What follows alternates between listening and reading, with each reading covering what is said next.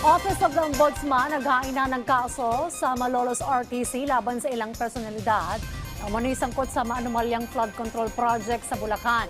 Samantala, tiniyak naman ng ahensya ang agarang aksyon sa natinggang flood control project sa Barangay Bulusan para sa darating na balik eskwela. Yan ang report ni Carlo Luis Candelaria.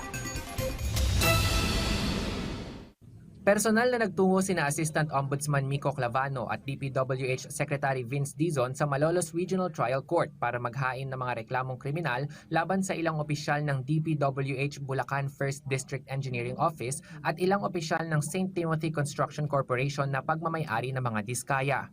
Kabilang sa mga kakasuhan sina dating DPWH engineer na sina Bryce Hernandez, JP Mendoza at ilan pang opisyal ng Bulacan 1st District DEO, maging ang mag-asawang Curly at Sara Diskaya at si Maria Angeline Rimando. Kaugnayan ng maanumalyang flood control project sa Barangay Bulusan, Kalumpit, Bulacan na nagkakahalaga ng 53.9 million pesos. Ito yung mga flood control na binaboy.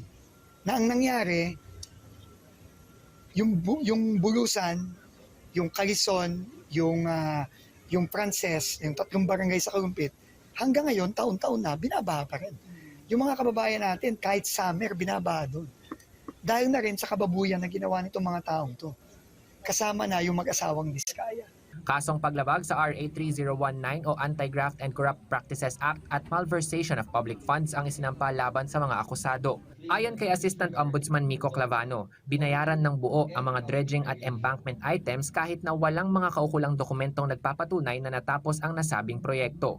The findings of the Office of the Ombudsman reveal an utter and flagrant disregard for government auditing and accounting regulations. Samantala, sabi ni Secretary Dizon, masusi nilang pinaghandaan ng Ombudsman ang kaso at tiwala siyang sapat ang mga ebidensya nila upang makonvict ang mga kinasuhan. Nangako rin siyang aayusin ng DPWH ang mga natenggang flood control projects sa Barangay Bulusan lalo ngayong darating na ang tag-ulan at muling magbabalik eskwela ang mga estudyante.